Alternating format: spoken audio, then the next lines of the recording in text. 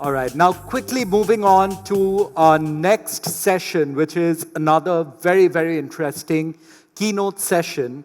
And for that, we are honored to have with us today Ms. Eva Saiwal, Senior Practice Leader at Policy Bazaar for Business, who will be sharing insights on balancing growth and risk in the digital age, financial strategies from Policy Bazaar's perspectives. Please, ma'am.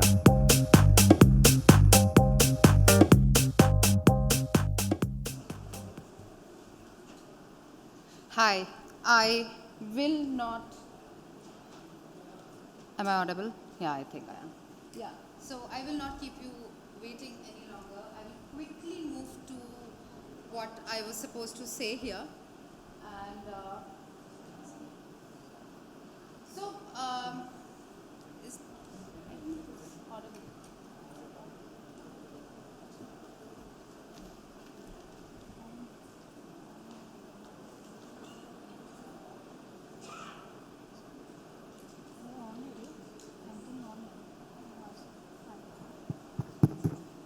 Yeah, hi. So what I'm going to be speaking today is that how CFOs like you all sitting here, the finance controller, finance leaders, legal people can identify risk and mitigate it through a very unpopular way of doing business, that is insurance. I'm Eva. I have been doing insurance broking for close to 12 years with a few big names like Aon and JLT, and I have worked with small, large SMEs, large corporates, and designed their risk mitigation strategies.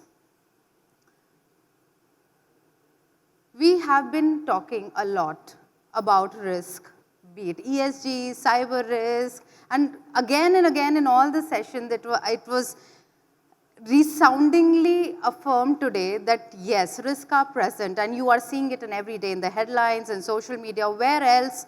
Where are you not seeing things going wrong?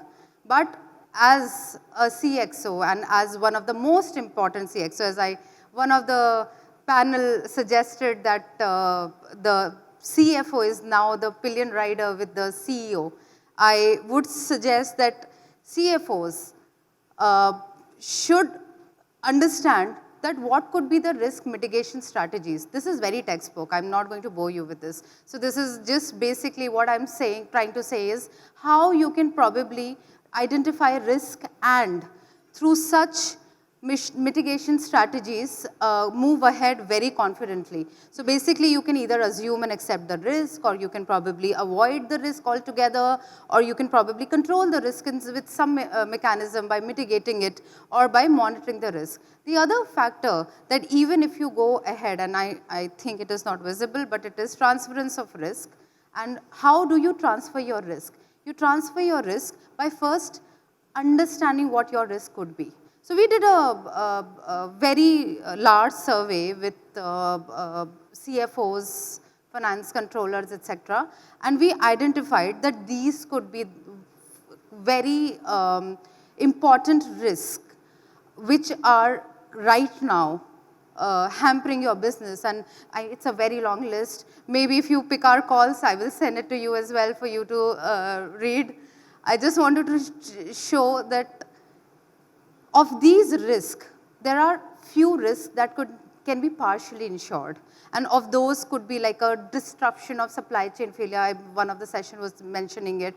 And there could be a geopolitical volatility, or maybe a property damage, etc., can be partially insurable. And there are other risks which could be fully insured.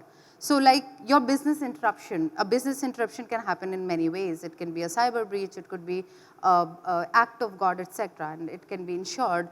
Your third-party liabilities, your weather, natural disaster, your environmental risk, your property damage. So when we are again and again talking about ESG, it is just coming back to me, yes, I understand that there's a risk and that is what it's going to be. And 30 years back, probably we were talking about the cyber risk that way. But today exists a mechanism or a mitigation that you can probably be very confidently go ahead because you have a fallback option.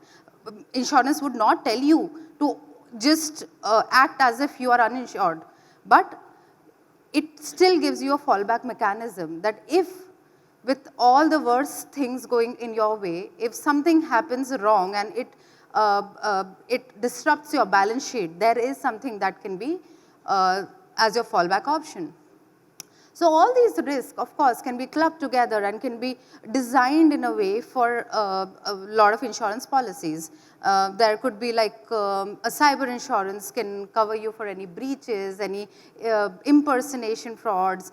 There's crime insurance, which now I'm seeing again and again. All the CFOs have been talking about crime policies, and like 10 years, okay, 8 years back when I used to go pitch about cyber insurance, people were, no, our IT system are very, very robust and we don't need it. And systems like manufacturing units, they like, Arey, what will happen to us? I mean, what can they do wrong to us? And bam, COVID happened. And everything everyone knew about how to run their business actually just changed. And what innovation everybody could not do, COVID did that for everyone. So, and that time, cyber, until today, is selling like hotcakes. And now, of course, employee frauds are up on a scale. And with all the risk coming around, you as CFOs, your directors, your officers become in direct line. Nobody. So India right now is still not a very litigious society, but it is not far behind. And very soon we will be talking to a lot of people wherein they know that they are, they become personally liable for any wrong decision that they take. But you don't have to be afraid because there is something for your fallback. I'm not saying that please go ahead and do something wrong, but even if unwillfully you have done, you know that there is something. And these are some liability products. So I've been actually talking about them for quite some years now.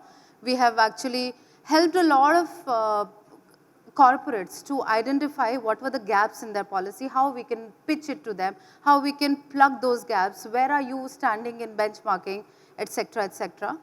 And so Policy Bazaar for businesses not only doing liability insurance, but we are doing other business insurance as well, which is the engineering risk, the property risk, the marine risk, and the employee benefits. And all of you know what these policies are, you all know their names, but there are very, very important facts that not each and every intermediary or your insurance carrier would let you know. They would like to hide it, and specifically, they would like to hide it or not properly show the way it should be. And we are very, very well equipped. We have helped many, many SMEs, large corporates to identify those gaps in their policies. And a little sales pitch that we are the only public listed broker, and we have been growing at the fastest pace in the country. And these are few corporates that we serve in the country, and of course only few of them. And that's it. Thank you. If you have any questions, would like to take that.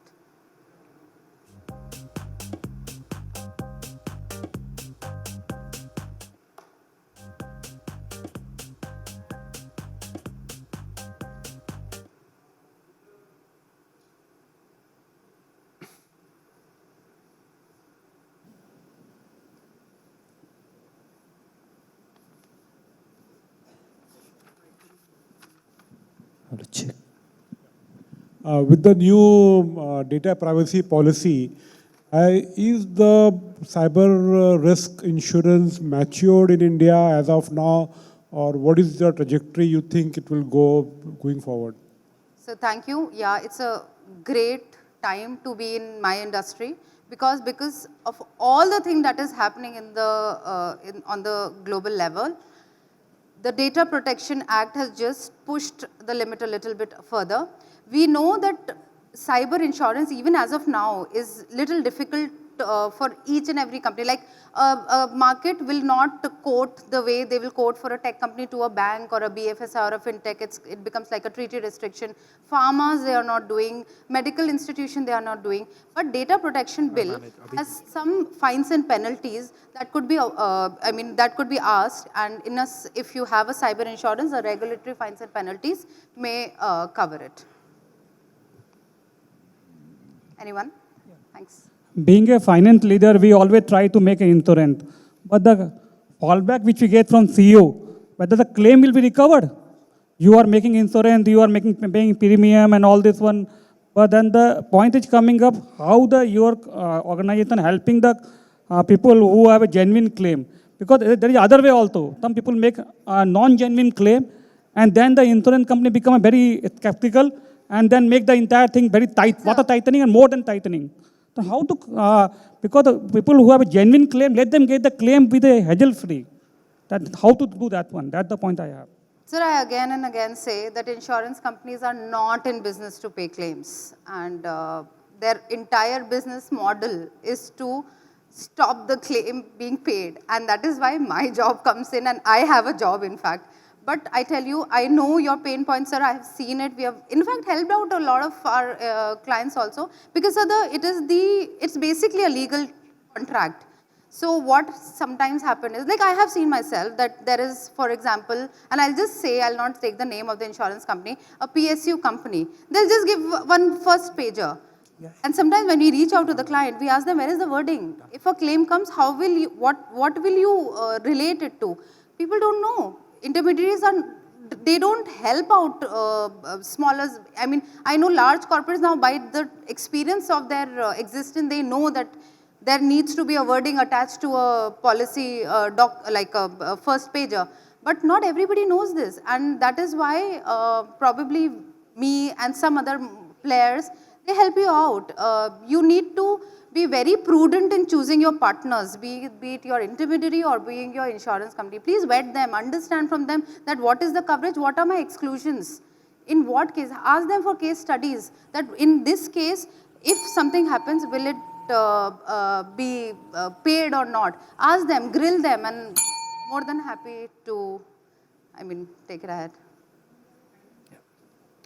I think Thank you so much. I think we can take more questions offline as well, like I said previously in the...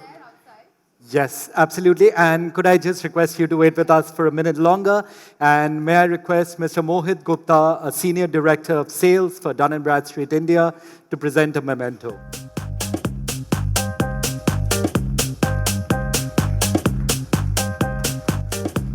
Can we have a huge round of applause for Ms. Saibal?